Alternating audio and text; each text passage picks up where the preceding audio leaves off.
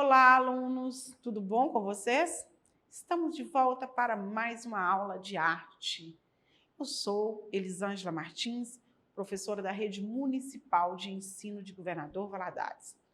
Eu quero que antes da nossa aula, que é sobre cinema, vamos dar continuidade, aprendendo um pouquinho sobre cinema, que vocês, junto comigo, vamos olhar essa imagem maravilhosa que está aqui. O que temos aqui te remete a quê?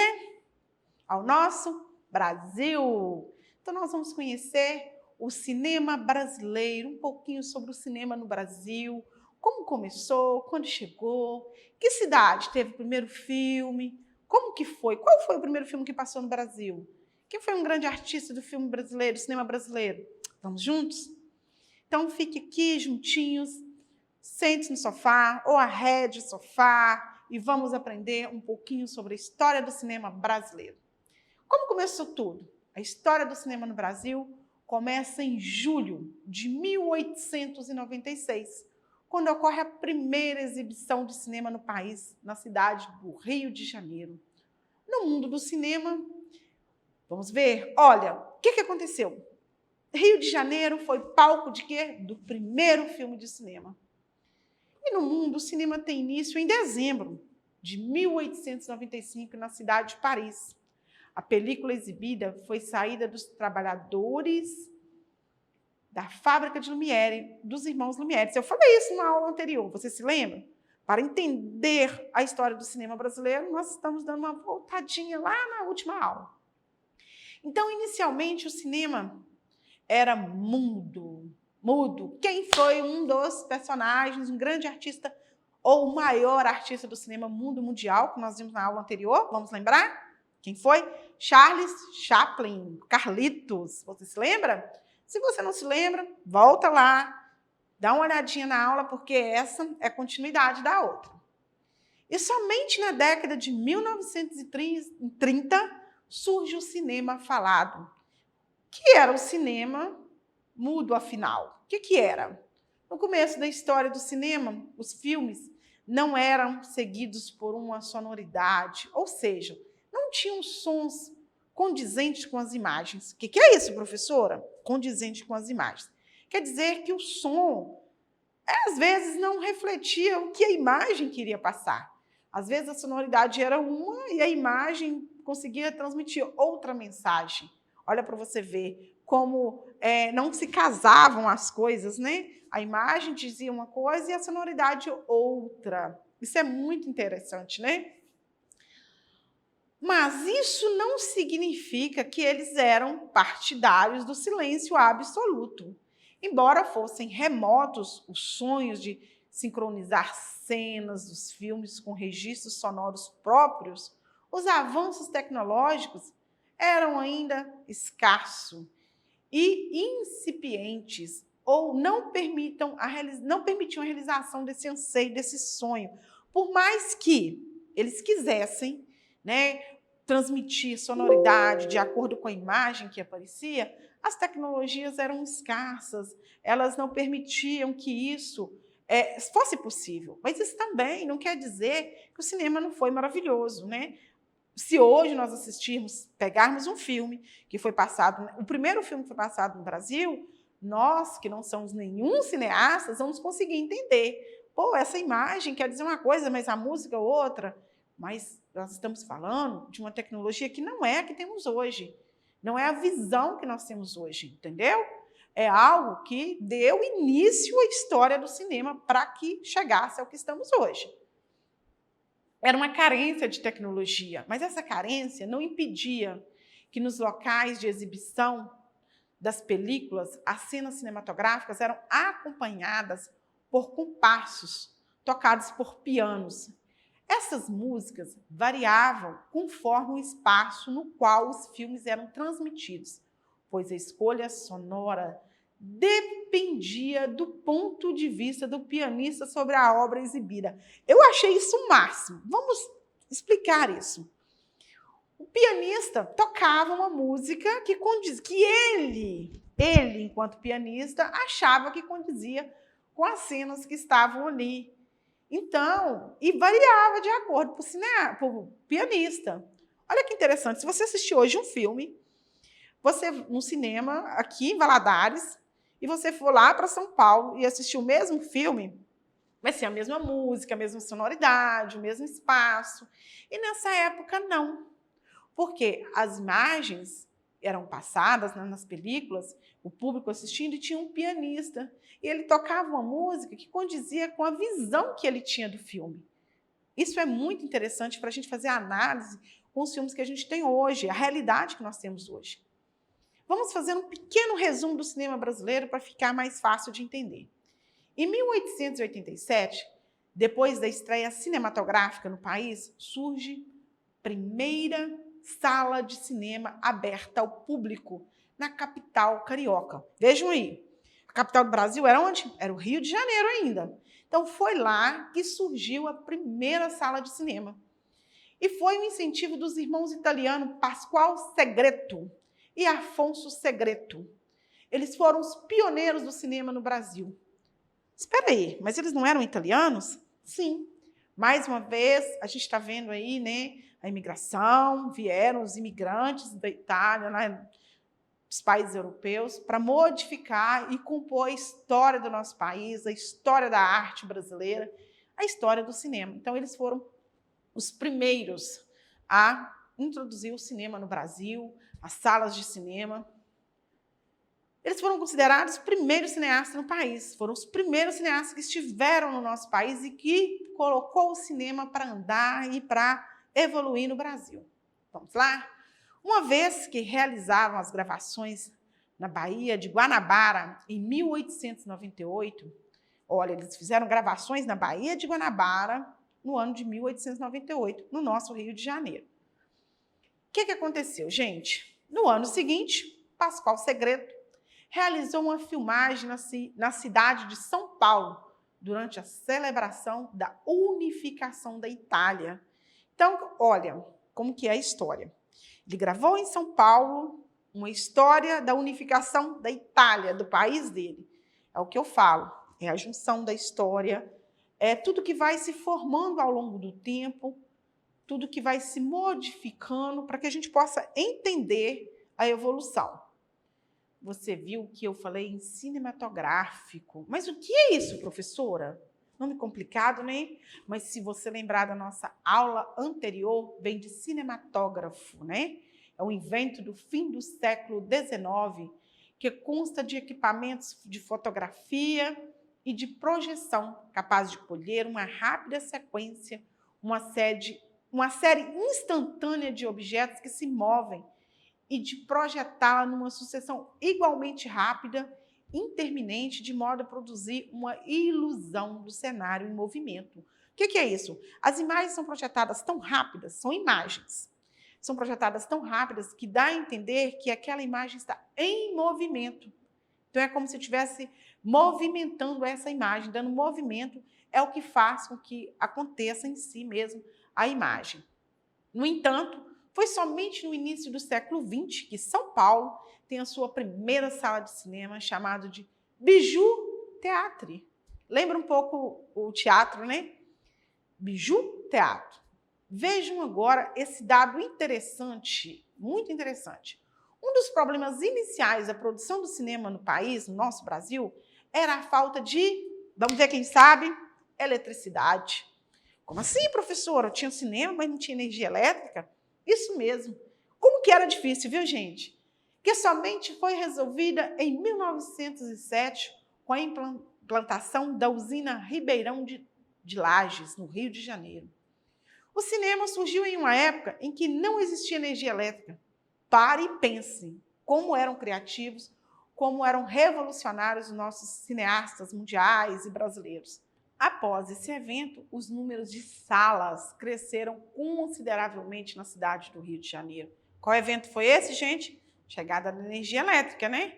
Chegando a ter cerca de 20 salas de exibição. Isso é muito interessante, como cresceu o número de salas junto com a chegada da energia elétrica.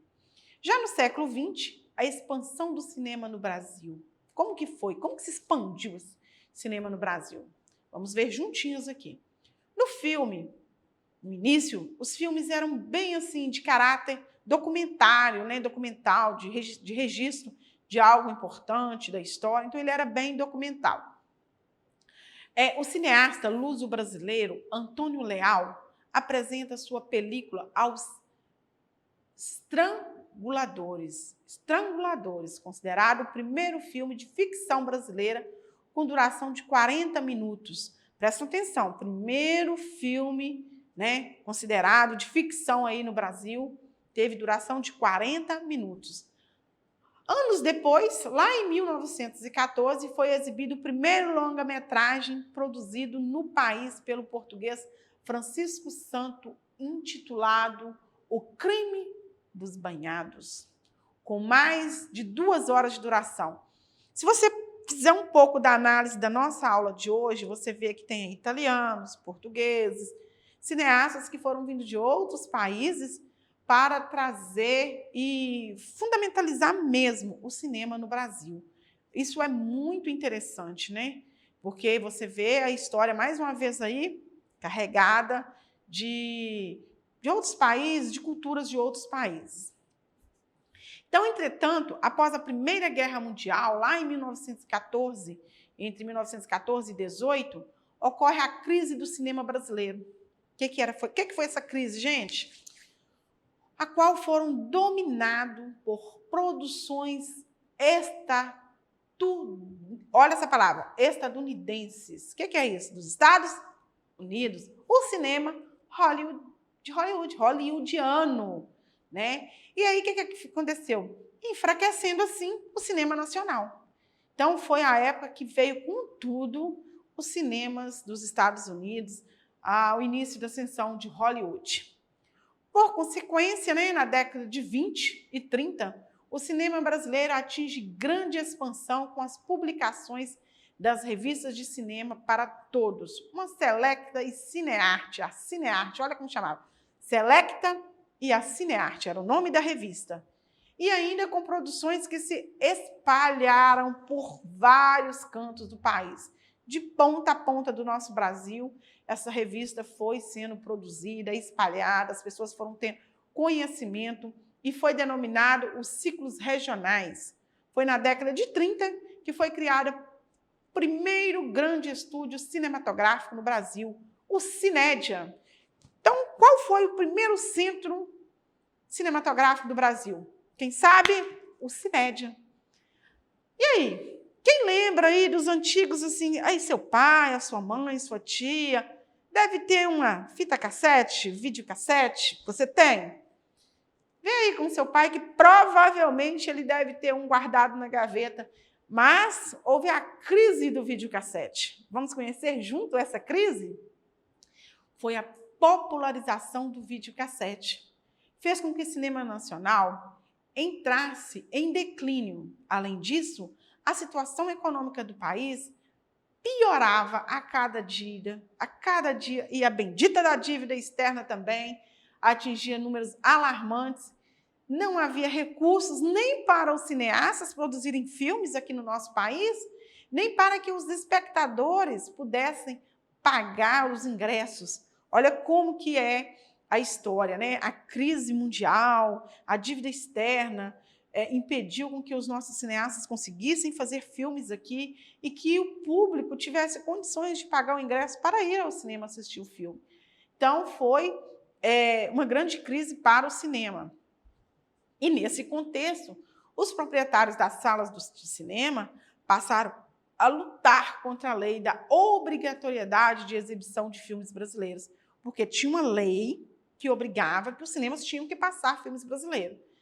Mas como? Os cineastas não conseguiam produzir filmes. Não conseguiam, por quê? Uma dívida externa, uma grande crise no país. Então, eles conseguiram acabar com essa obrigatoriedade de que se passassem apenas filmes brasileiros nos cinemas. Então, uma nova geração de cineastas apareceu. Na cidade de São Paulo, entre eles está Sérgio Bianchim, Hermano Pena, André Kietzel e Sérgio Toledo, assim como o documentarista Eduardo Coutinho, cabra marcado para para morrer. Cabra marcado para morrer. O que é isso? Vamos ver. Nos seus filmes, acabam se limitando ao público dos festivais de cinema. Naquele período, o Festival de Gramado era considerado o mais importante do país. Gente, não só naquele tempo. Olha para você ver como que as coisas mudam e, ao mesmo tempo, elas podem continuar acontecendo naquele local, mas mudar apenas a grandiosidade, né? Quando se fala no Festival de Cinema de Gramado, que aconteceu, né, numa época bem longe aqui do nosso país, distinta, hoje nós ainda temos o Festival de Cinema de Gramado, que é um dos maiores eventos de cinema do Brasil, né? Então, ele ainda continua e ele existe e ele vem com novas ideias, novas técnicas de cinema, a que a gente conhece hoje.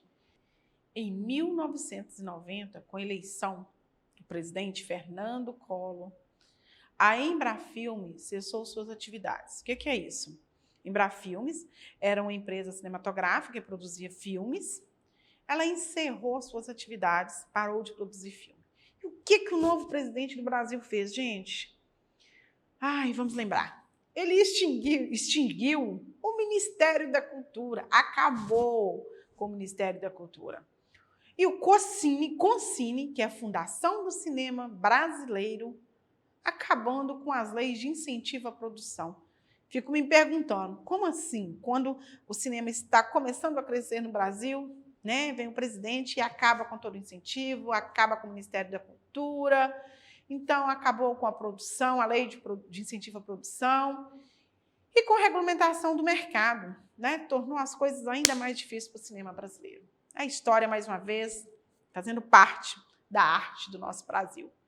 Para se ter uma ideia de tão difícil que foi essa situação em que encontrava a produção cinematográfica do nosso país, em 1992, ano em que Collor sofreu o impeachment, né, o que aconteceu? Somente 3 filmes brasileiros foram lançados nos cinemas. Olha, eles passaram aí 2 anos e conseguiram produzir apenas 2 filmes brasileiros que foi lançado, de tanto que foi as dificuldades financeiras, né, de incentivo do próprio governo para se produzir filme, para que o cinema, né, pudesse continuar crescendo no nosso Brasil. Grande destaque desse período são o Quatrilho, de 1995, de Fábio Barreto. Que é isso? Que é isso, companheiro? É o nome de outro filme de 1997, de Bruno Barreto. E Central do Brasil, de 1998, de Walter Salles. De todos esses, eu acho que vocês já assistiram alguns. Eu, particularmente, Central do Brasil, foi um filme que eu assisti e muito bom, né? Diga-se por passagem.